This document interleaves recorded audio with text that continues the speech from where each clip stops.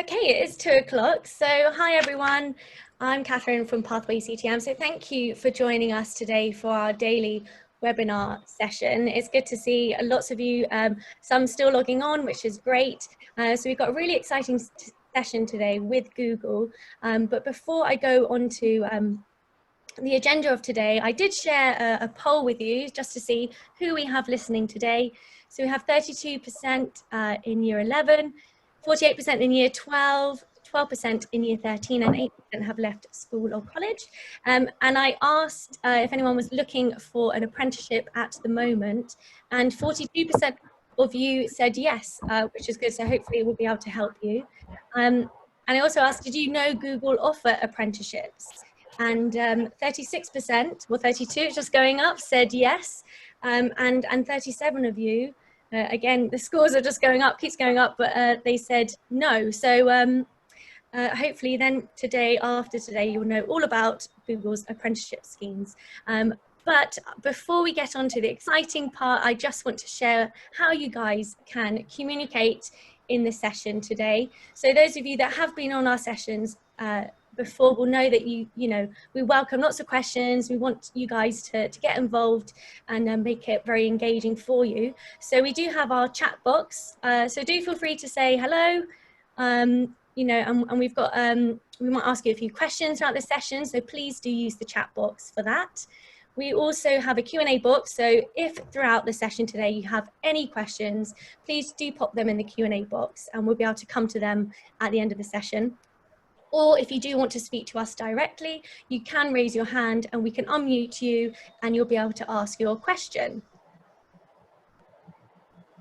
So what to expect from today, we've got a great team of Google Apprentices who are going to be sharing their story and the ins and outs of life at Google as an apprentice. And also, for those of you that didn't know anything about their apprenticeships program, we're going to be looking into what they offer and how you guys can apply.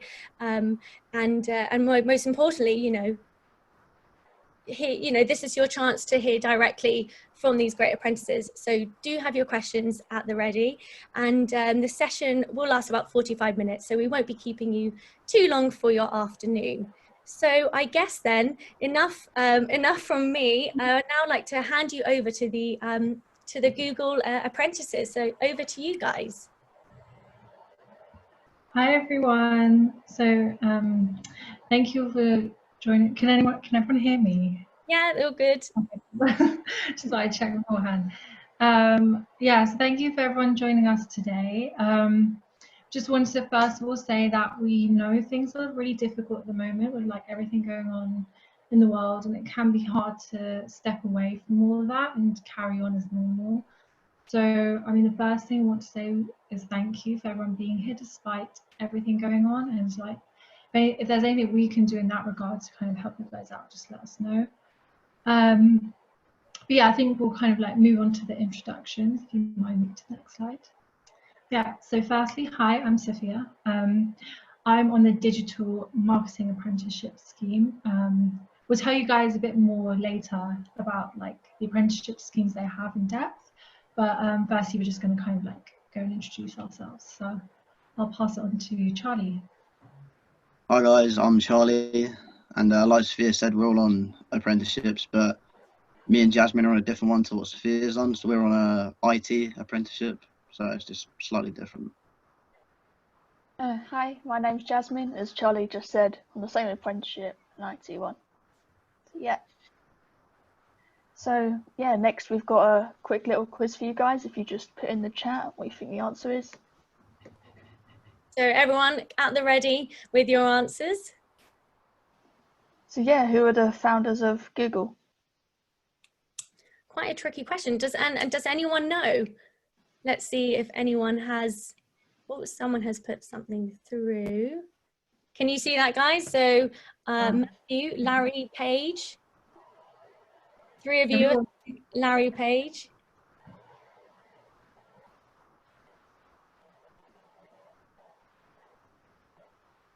Yeah, we're getting a lot of right answers. Yeah.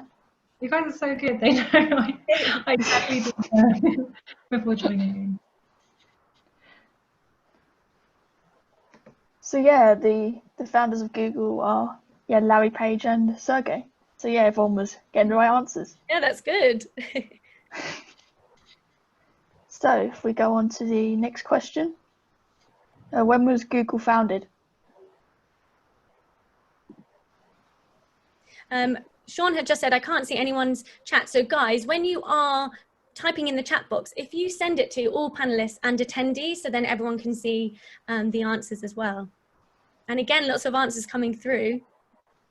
You guys know your stuff. Yeah, they're all right. Is that the right answer? Yeah, 1998, yeah.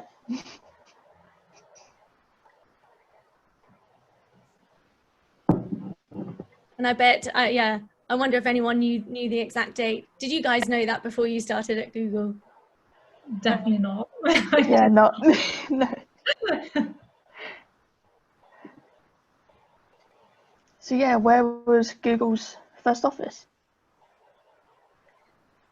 So I guess, yeah, so what, which country or, oh, here we go. Stephen has said, yeah, the USA, California. Quite a few going with California, America, a garage. Yeah, this one's a big one, yeah. It was a garage. Yeah. So how do you know much like how that happened, how it all began?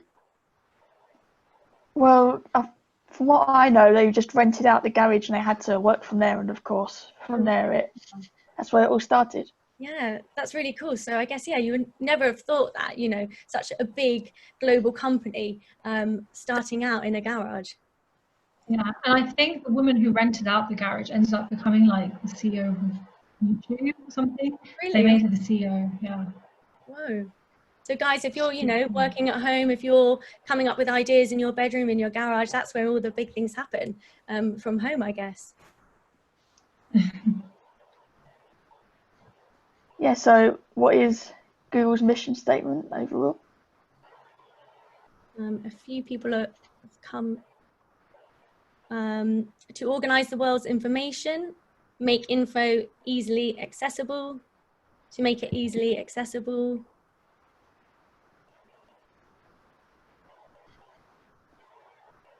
Yeah, so everyone's pretty much got the gist of it. Yeah. Yeah, so to organize the world's information and make it universally accessible and useful. Yeah, well done, guys. We've obviously got some big Google fans on today's session, which is great. So you've all passed the test, you can all stay. Cool.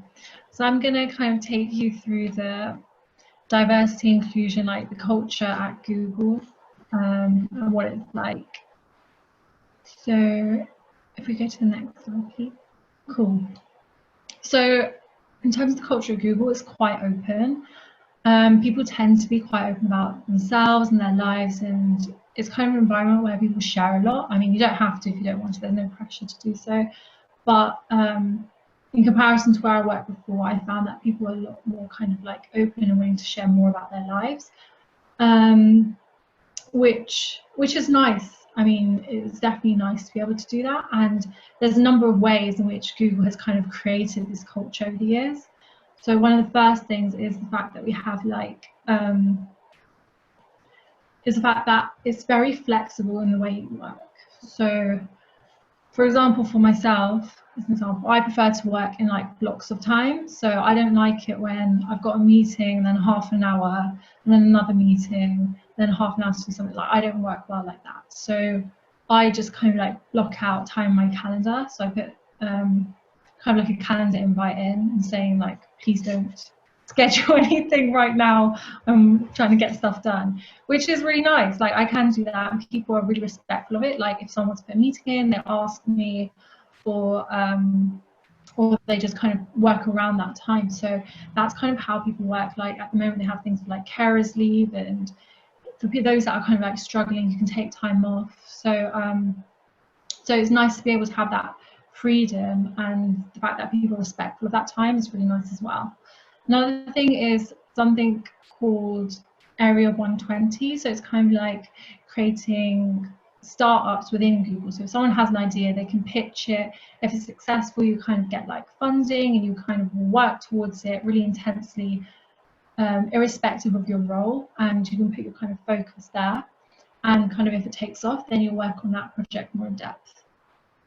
The next thing is just to expand on that. That's really cool. So and it's really great that they you know, want people to be creative, and they give them that time to put their, you know, ideas to the board. So have you heard any stories recently of anyone that's pitched something and now they're working on it as a project?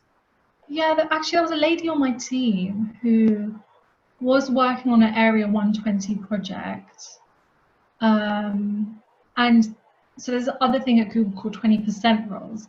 So where you can dedicate 20% of your time to off-the-job work. So anything you want kind of unrelated to your role, you can work on. So she was working on this as a kind of 20% project.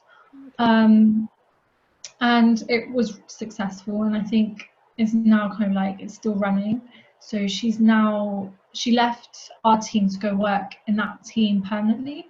So it's nice. So it is successful and it does work, and there's a lot of kind of good and great projects that come out of it, and there's opportunity to actually move into roles within the kind of startups that happen in there. So it's always like little companies within Google, if that makes sense. Yeah, no, that's really cool.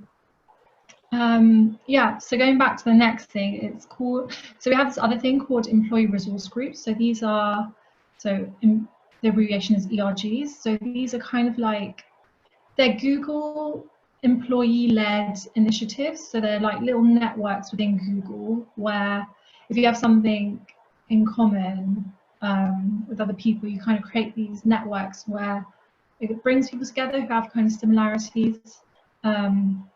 So if you could go to the next slide, please. Here's kind of like all the kind of ERGs that we have. I think there's also like smaller kind of other ones. There's some like unofficial ones, but you know, anyone can make an ERG, anyone can create a network of people. Personally, I'm part of the Iranian Googlers. I'm part of the Muslim network. There's also like a Pakistani one. There's like more informal ones, like of people like who have like just some interests in common. So I know there's like one for like Pokemon or something like that, so, or like music. So if you have interest, you can create these networks. It's a nice way for people to come together that share values and interests, and it's also a way to kind of bring awareness about your cultures, because they run events and allies can join, and it's a nice way to share the things that you're interested in and makes you kind of who you are. Yeah, that's really cool. I guess it's a great way to meet different people as well within the team.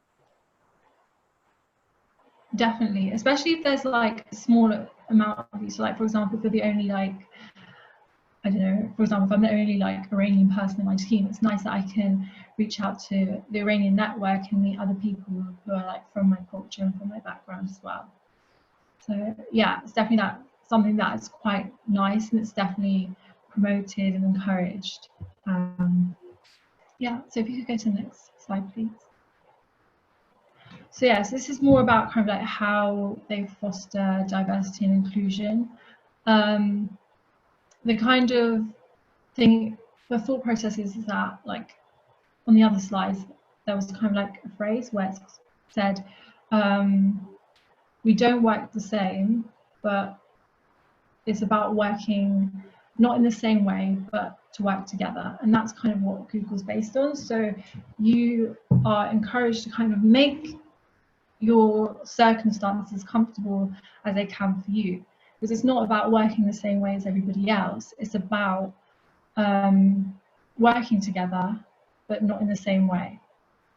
And you know, having this kind of like way of like inclusion and diversity, it does promote other things. So it can increase performance, earnings, innovation, better products, because people feel more comfortable. It's a nice way to what's the word?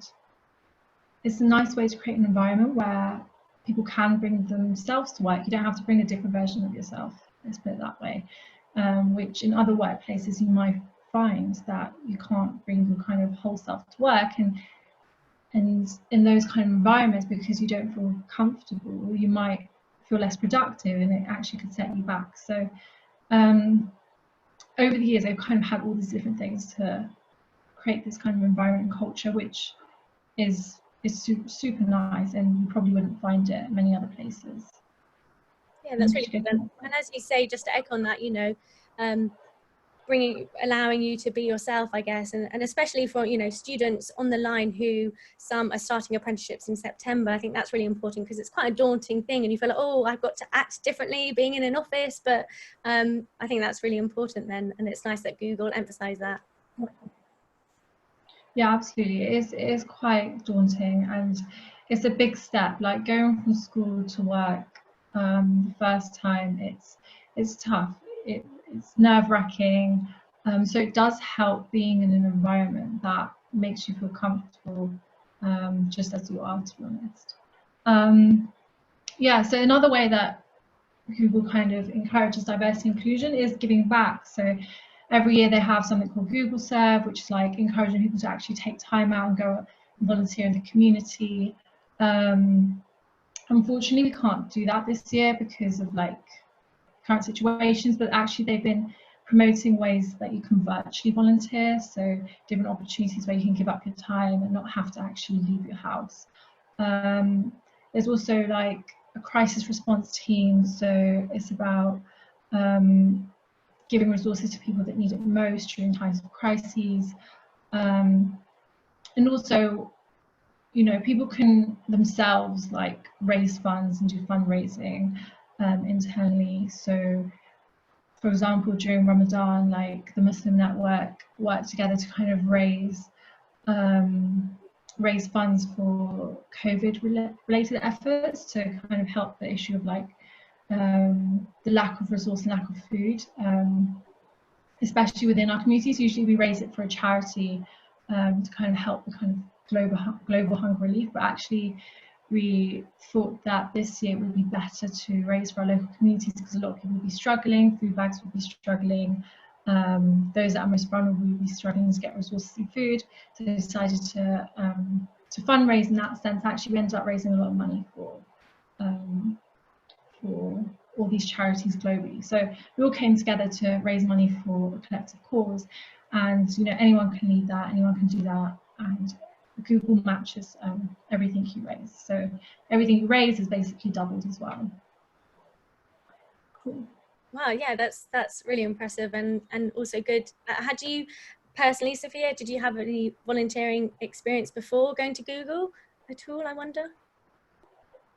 Yeah, so I did volunteer. I mean, I did mentoring, voluntary. I did kind of like some work in like an elderly club near me, like briefly as well. So I have volunteered in the past, and I was hoping to volunteer quite a bit at Google, but it's been tough because I mean my apprenticeship started in October, but with the current situation, I haven't had like the opportunity to volunteer. I was doing some weekend voluntary work kind of outside of Google before the COVID situation, kind of helping young refugees and asylum seekers with mentoring and supporting them to kind of like work, which was super cool. Like, I really enjoyed that.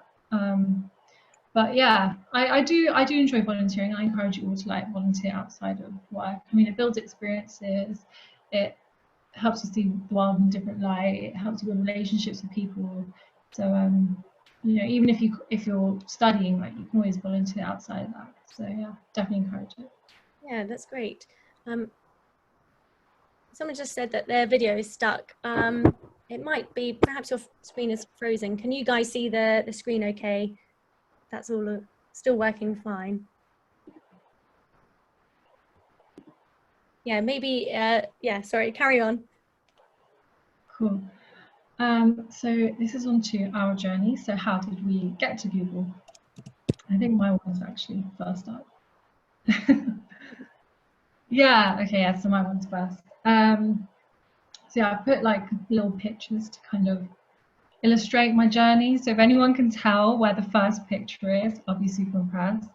But yeah, I've grown up in Croydon. I've lived here my whole life. The hint was the tram in the picture. So yeah, so I've grown up here, and yeah, this is where I kind of began. I went to a school kind of like slightly to the south of Croydon called Woodcote High School, where I did my GCSEs, and I did really well on my GCSEs, and I ended up getting the grades to go to a grammar school. However, when I got to grammar school, I really struggled because it was just a complete different academic environment. It was really competitive. I found it personally hard to keep up at the pace they were going. So I went from a school where I felt comfortable and I performed really well to a school where actually I just couldn't keep up. And because I wasn't like performing the best, like I was kind of not looked after, I don't think so, in the way that I would have wanted to have been looked after. So I found that hard, and I kind of was like, I'm sick of school, I don't want to do it anymore. No more learning, I'm done. So I decided to apply for like initially a gap year placement. So I had places at university, but I decided actually I'm just going to take a year out, like just not study anymore and just work and see how it goes. So there's a scheme called, there's a whole program called Investment 2020, which is about opening doors to the investment industry. So breaking those barriers down for like people who wouldn't have otherwise had the opportunity. So things like school leavers, people with degrees that are kind of like unrelated to finance. So I applied to a traineeship scheme, and the first interview I went for was like, it was at this company called Schroders. First interview was for something called ESG, which is like environmental social governance, and went to that interview. I thought it went really well, but I didn't get it. I was like, Mum, I didn't get it, what do I do? She was like, don't. Was that the first interview that you had done sort of after leaving school? It wasn't, so I had to like done interviews for part-time jobs, but it was the first interview for like an office job. So it was, so I went into that and I was like, I prepped loads, and I was like, no way that this could go badly. And I thought it went really well, but afterwards they kind of like, they told me I didn't get it, and I was like, well, why didn't I get it? Because I wanted feedback, and they're like, well, they said you're really good, and they want us to put you forward for a different role. So then they kind of like, the recruitment team put me forward for a different traineeship scheme role. So it's part of the same scheme, but they were hiring a cohort of 20, so they just put me forward for a different role. This time it was in compliance, and they put me forward for that. And again, I didn't get it, and I was like, well, why didn't I get it? And they were like, it was the same reason. So I was like, well, they really liked you, you were really good, but they just asked us to put you forward for a different one. And I was really frustrated. I was like, at that point, I'd like given up. I was like, there's no way I'm going to get a job. So then they put me forward for another one, and this one was for like marketing within wealth management. And that one, ironically, I think that one went the worst. Like I came out of that one and I cried to my mum. I was like, well, that's it. Like I'm gonna have to go uni now or like figure something else out. And she was like, you know what, don't worry. But yeah, so in my head, I thought it had gone really badly, but actually it's the one that ended up going best because I ended up getting a job there. So I spent a year there. I really enjoyed it, but I didn't really like finance. I thought it was really boring. So I was like, I want to do something a bit more fun, a bit more creative. So I decided to apply to Google. I saw they had an apprenticeship scheme. I applied to the BBC as well, but I had got the Google one before I had kind of got interviewed for the BBC, and they invited me to like Birmingham for an interview, and I was like, I don't want to go all the way up there. I've already got a job at Google. My heart was set on Google, to be honest. So yeah, so that's my journey and kind of how I got there. Yeah, I think that's really interesting to hear that, you know, you sort of had university as the back burner, but you knew you're like, I'm not ready for that yet. I want to get my teeth into something else. And by trialing out finance, you know, thought actually, no, it's not for me. I think it's good to do those different things. So then you really know, like, actually, this is what I want. And how did you hear about Google then? Was it just sort of word of mouth, or how did you know that they had this scheme? I just kind of like done my research. Yeah. I kind of so like I knew, because I did marketing, I knew what I liked was marketing. I kind of worked in that way. So I kind of like thought, well, what are marketing apprenticeships out there? And yeah, and that's kind of the way I worked. So I looked for the industry I was interested in first, and then found schemes relating to that. Great. And Sophia, someone's just asked, did you go to Upton Court Grammar School? No, the school I went to was called like Wallington County Grammar School, if anyone's heard of that one. Okay, great. Yeah. And the scheme, it was it Investment 2020? That was the name of the scheme. Yeah, so it was Investment 2020, and the scheme was called a traineeship scheme. Great. I'll try and find the link and send it to you guys. Okay, great. Thanks. Thanks, Sophia. And I'm sure students will have questions for you later, but thanks for sharing your story. And over to you, Charlie. Yeah, so my sort of journey here is quite an interesting one actually, because I come from Bedfordshire, just north of London. It's quite odd. I like schooling there.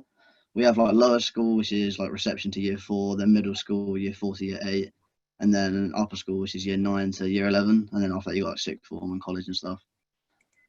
So academically, I was always like okay throughout lower school, middle school, and then it got to upper school, and I really wasn't enjoying learning anymore. It was just quite boring and wasn't like captivating me before. And then I sort of managed to scrape through my GCSEs by the absolute skin of my teeth. It was very lucky actually.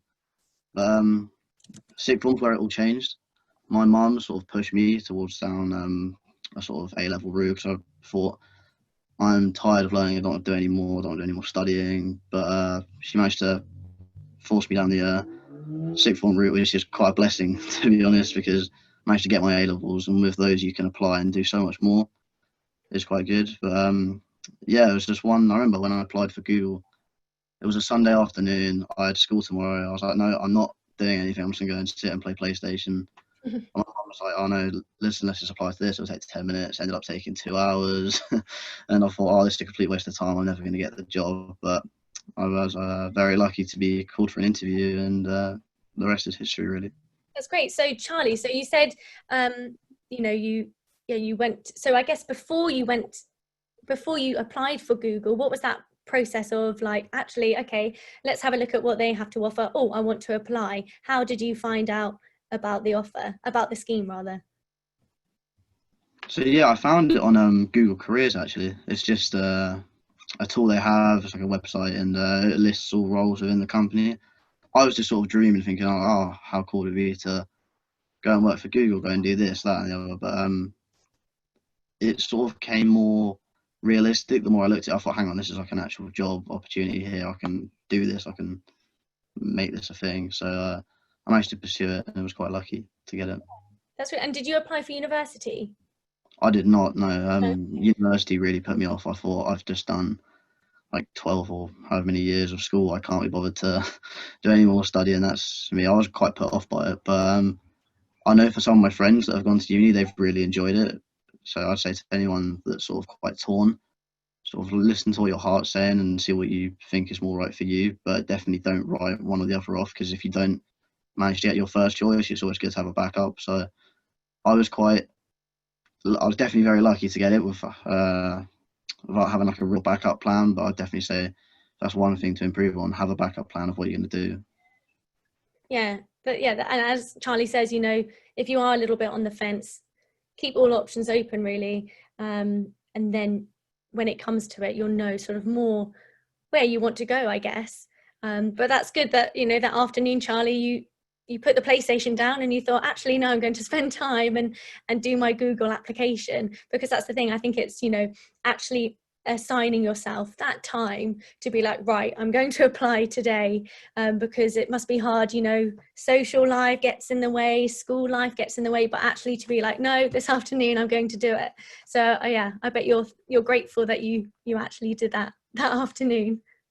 Yeah, definitely. I don't know where I'd be without it really, and it was definitely I'm very fortunate that it's all been given to me. So yeah.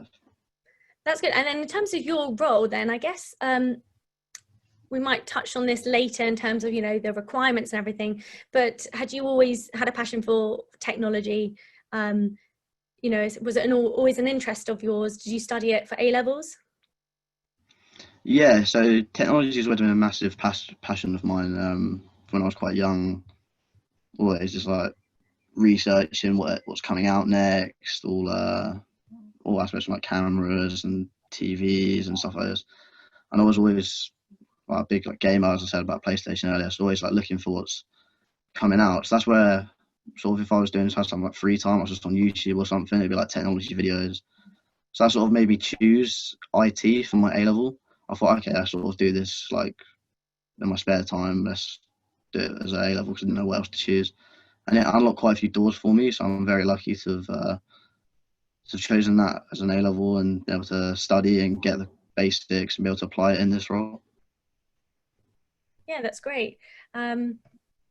Awesome. Thanks, Charlie.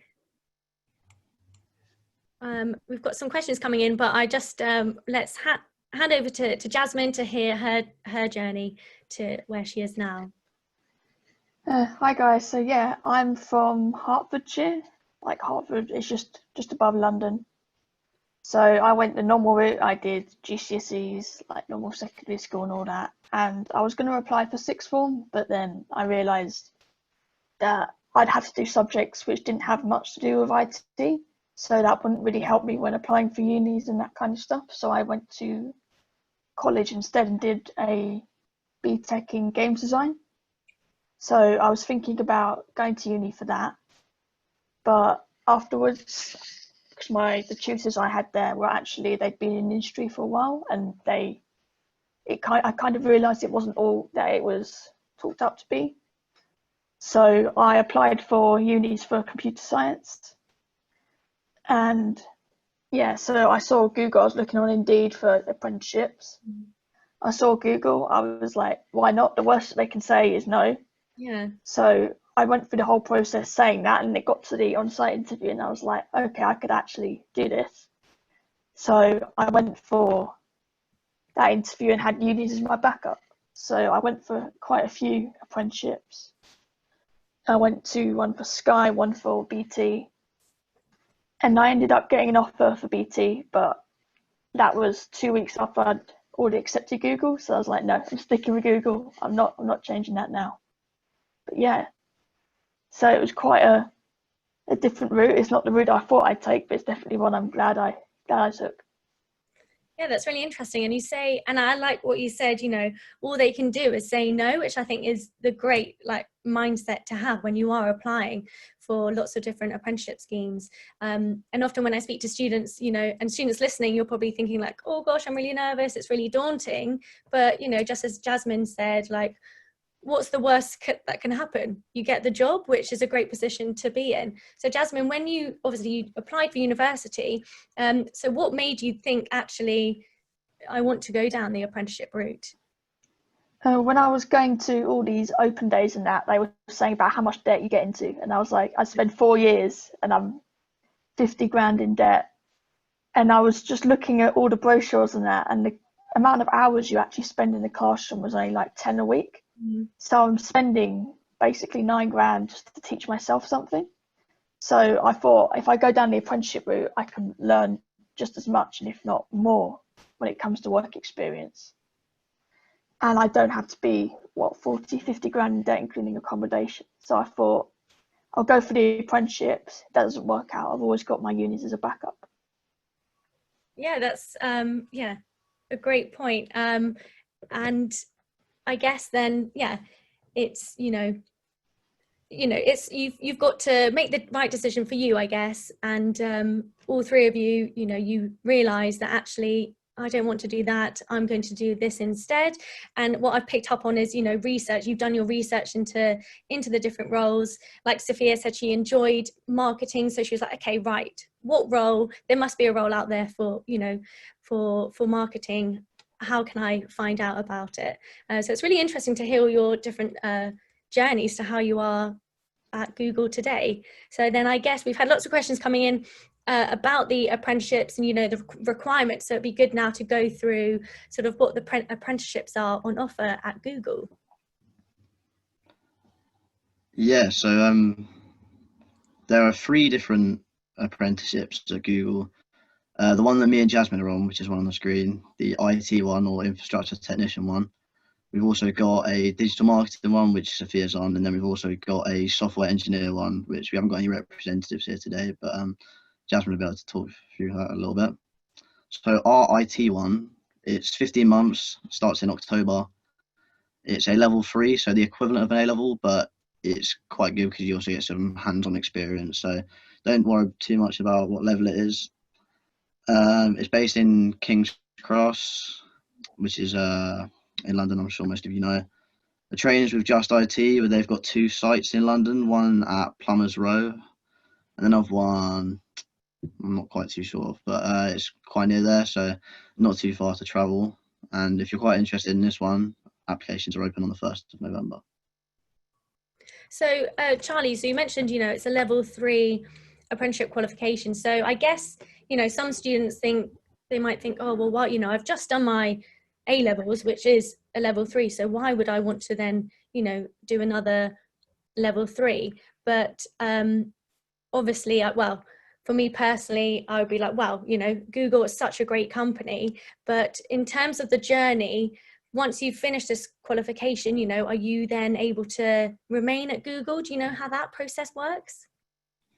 Yeah, so with it being level 3, I was in the same position as quite a few people here.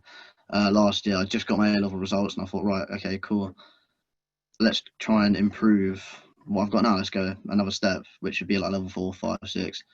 But I saw this one that was level 3 and I thought, okay, yes, it's the same, but you're getting a different exposure to like A-levels where it's all like textbooks and stuff like that. You're actually getting hands-on experience with it. You get to meet other people that are like, they know everything. You can learn from them and gain a load of sort of first-hand experience, like physically, and also getting to know what like an office looks like and how it all operates. So I thought that don't be put off too much by what it says on it, because what you can gain from it can be much more. And yeah, so with my apprenticeship, I can take all the skills. I'm not guaranteed a role at the end of it, but it does definitely unlock a few more doors and make it easier for you to apply for other roles within Google. Yeah, that's really, really well said. So I guess, and once you've got your foot in the door with a company, then, that's really good.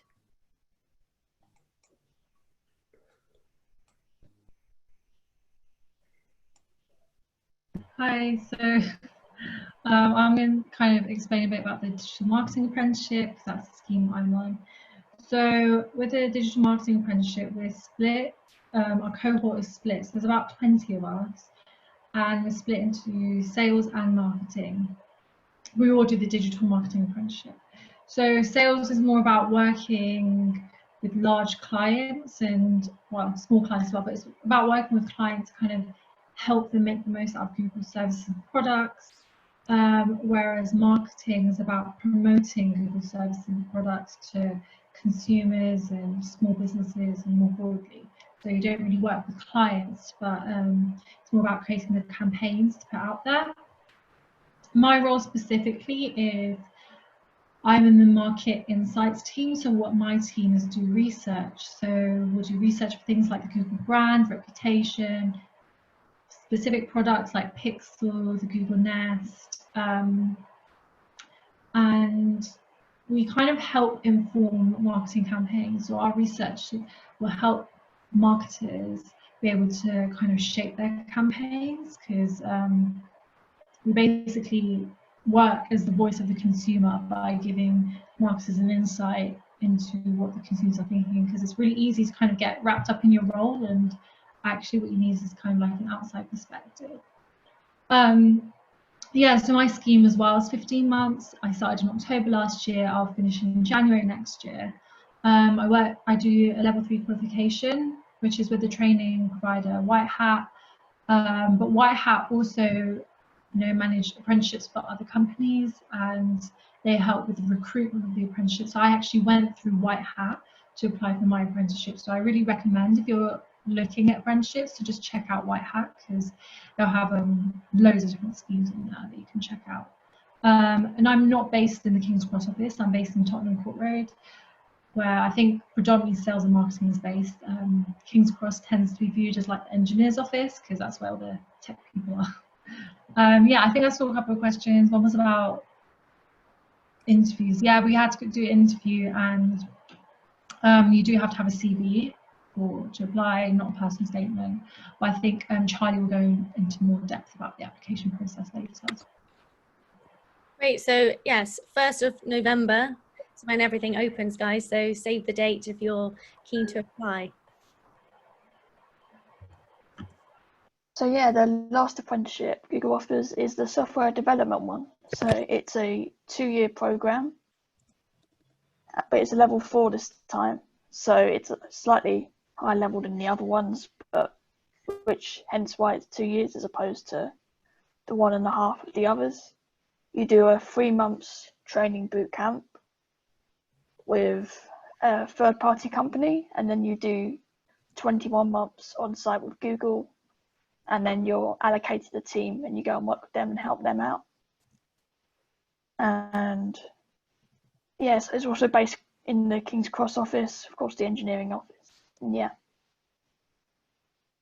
And then obviously, I guess, you know, you guys are all working remotely. How have you found the transition from working from home?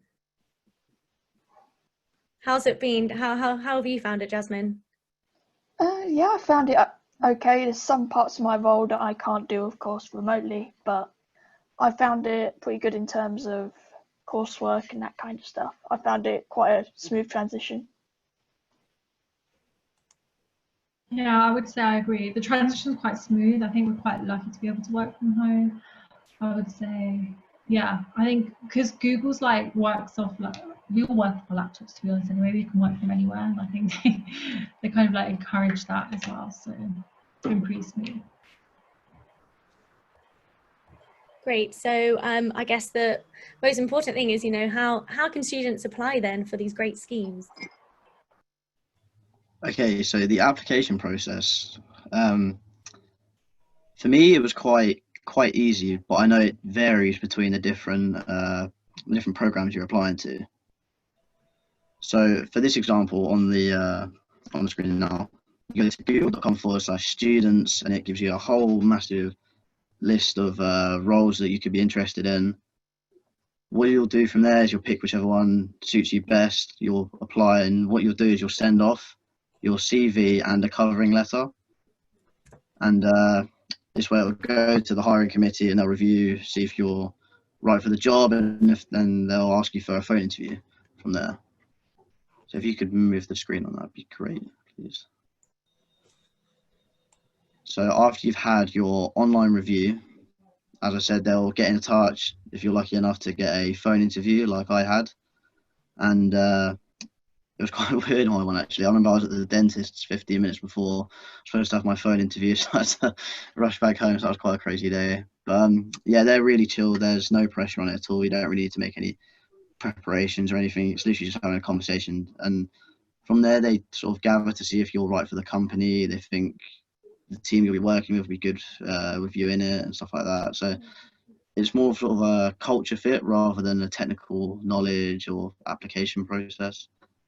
So as you said, from them, I'm sorry, Charlie. Yes, that phone interview. So as you said, it's just sort of like, you know, a chat really, just to check in and see that you are who you say you are, and that you'll be a right fit. And how long did that last? I had a couple of phone interviews. I remember my one for Google was about 45 minutes. Okay. I had another one at Sky, which was a bit more formal, but it took less time. It was quite weird. But yeah, Google's one was really it was really smooth. It was just like speaking to a normal person on the phone, just having a chat about why you're interested in the role and everything you can imagine that relates with that. Great. So after you have that, I remember it took a bit of time in between each of these stages, but I was lucky enough, I got an email asking me to come back to their offices and go for an on-site interview. So they call these batch days. I remember I had mine in February 2019. And that is a bit daunting because I went up to London on the train on my own, and I've been in this massive, huge office surrounded by really smart people, and I felt like a school kid, and I didn't really know too much. But again, it was really quite informal. I just wanted to have chats with you, speak to you. You had to run through a few different problems on the IT side to see if you could fit that role, but I'm not quite sure how it varies for the other two. Yeah, they were quite they're more sort of not really sort of like informal chats, but they're just looking for like skills with these ones compared to like your Googliness, as they call it, see if you're more technical. And then with all of these, you get marks from your interviewers, and all of these marks will be put together and they'll go over to the hiring committee. They'll have the short list and they'll find the candidates and see which ones are more suited for the role or not. And then hopefully, if you're lucky, you get a phone call at 9 in the morning when you've just got out of bed, like I did, telling you that you've been offered a place at Google. Wow. Did you get a hat? I did, yeah, you do. After your first week of training, you get the hats with the propellers on it. It's great. Amazing. Sold. I'm in. That's really good. And obviously, you know, students, remember, it is different. As Charlie said, you know, it's different with every company, but you know, when it comes to you guys applying, you've picked up great advice from these guys today, and obviously you've got the support of Pathway CTM that can help you through that process. So you end up receiving your own Google hat as well.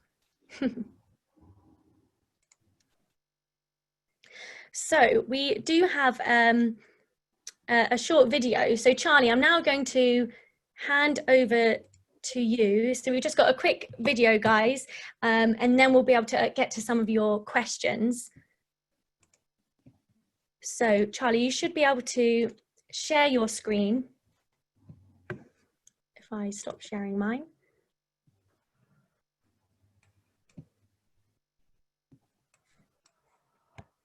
Can you guys see this? Yes. Cool.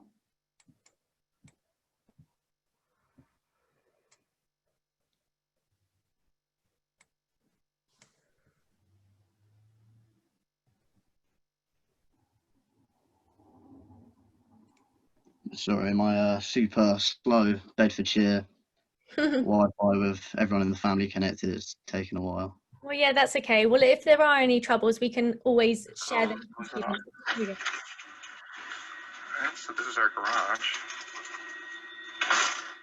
This way nobody's in here.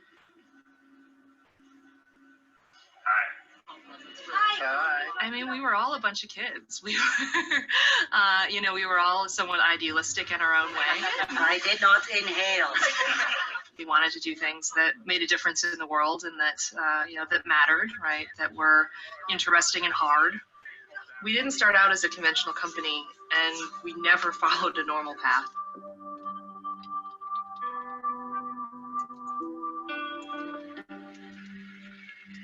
What is our mission? Basically, we want to organize the world's information and make it universally accessible and useful. On the one hand, it was a perfect description of what we were trying to accomplish in search. And yet, it was also so broad as to leave the door open for all of the many, many directions we wanted to go in the future. We set out to do something really useful for people, and all other things began to follow. All right, so here we are, one of the elephants. I don't think any of us possibly could have seen where this story was going to go. It may sound nuts, but it's often easier to make progress on mega ambitious goals than on less risky projects. Few people are crazy enough to try, and those are usually the ones you want to work with. What if distance wasn't a barrier to exploring our world? Can we bring the internet to the 5 billion people who don't have it today? 如果世界上每一个人会说每一种语言，那会是什么情况？ What if everyone in the world could speak every language? What if everyone could make a living doing what they love? Everybody ready? Up, step, down, go. Almost everything we do is an experiment in some way, shape, or form. Everything has some aspect of the unknown. You're probably going to fail a few times before you succeed. And now the car is in control. Google car in front of us.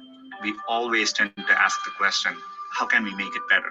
So there's always this sense of optimism and curiosity that you can make a difference.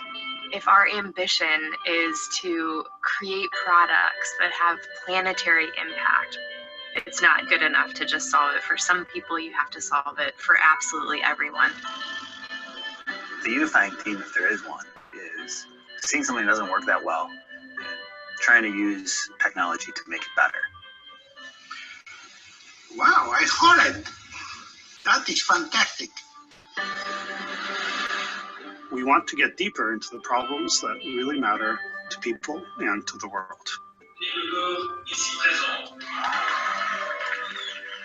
Just because we've been successful in the past doesn't mean we're preordained to succeed in the future. That's why we need to keep on asking the big questions and work really hard to find the best answers.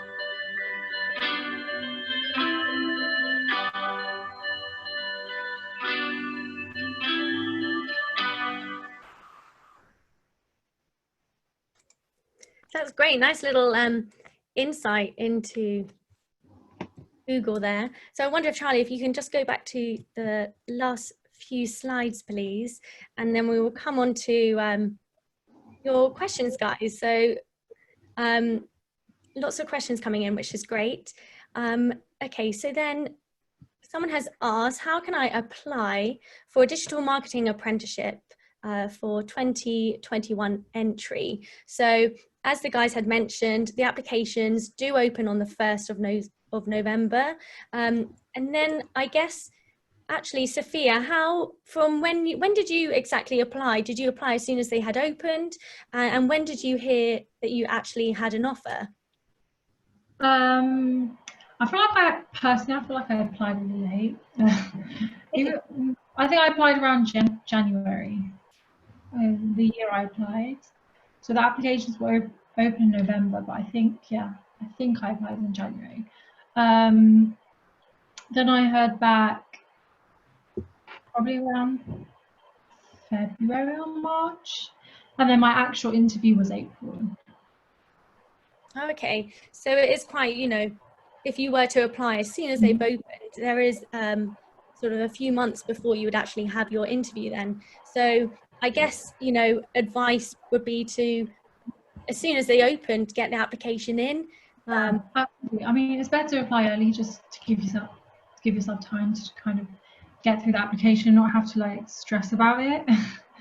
But I applied through White Hat as well, and I think White Hat tends to kind of narrow down the kind of candidates they have before they go back to Google.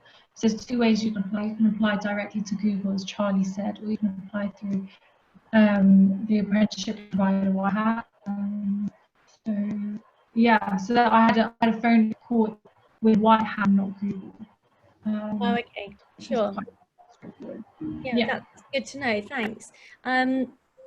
Someone has asked, can you, let's go to Charlie with this question. Can you join without technology related A-levels? So Charlie, you said that you did study technology for A-levels, but I wonder then, in terms of anyone who perhaps is interested in technology but might not have the A-levels, is that still okay? Yes, so the whole apprenticeship is basically taking somebody that's got no real experience with like tech and how to apply it in like a real world basis. And the way that you're like more favorable to get hired if you've got previous technology experience, not necessarily A-levels.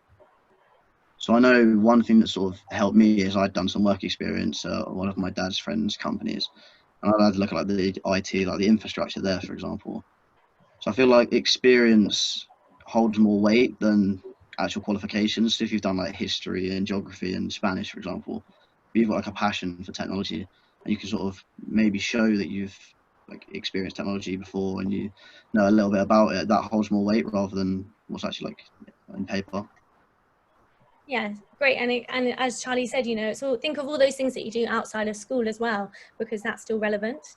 But great question. Christina has asked, can we have access to the recording? Yes, so everyone that is on the session today, we will send you the recording so you'll be able to use it for your reference. And Numra has asked, what are the job prospects? How can you get a good job without a degree? So then I guess perhaps that's from when you finished your apprenticeship. So Sofia, for example, when you finish, are you hoping to continue with Google? As Charlie said earlier, you know, once you have your foot in the door, you've got a good chance of staying on there. And what about you personally? Are you wanting to carry on? Yeah, it's a tough one because at Google there's like no guarantee at the end of your apprenticeship scheme that you get a job. I know some schemes out there do guarantee that you get a job, but Google doesn't.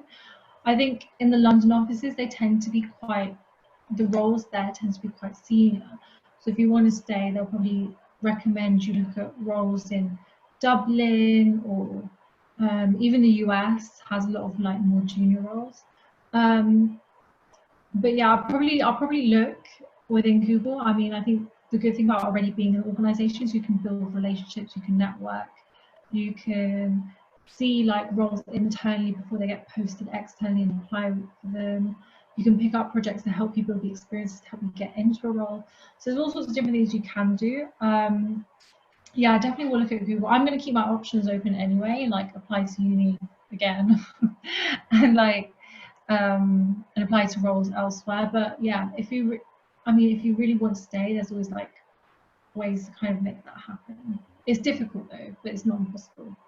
Yeah, but yeah, exactly. It's not impossible. Great advice there. Great answer. And Jasmine, a question for you in terms of the training. So is it really thorough, or is the role more independent? So I guess, is it in terms of, yeah, the training, is it more, you know, this is what you've got to do, get on with it on your own? How does that work? You're given quite a lot of freedom day to day, so there's not like thorough training in that sense, but you learn quite a lot just on the job, just helping people face to face.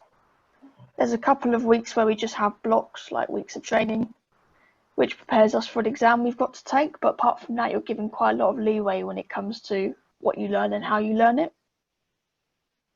And I'll stick with you, Jasmine. What Aisha has asked, what do you do on a daily basis in your apprenticeship? So I bet every day must be different, but you know, what is your day-to-day like?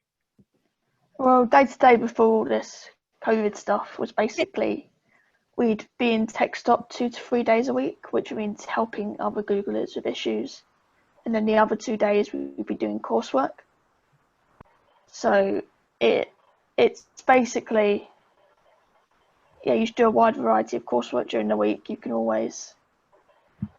never overwhelmed when it comes to tech stop. Like if you've got too much to do, you can always ask your manager, look, can I not do this day? I've got a lot of coursework on and all that. But that's technically what our day-to-day and our weeks are like.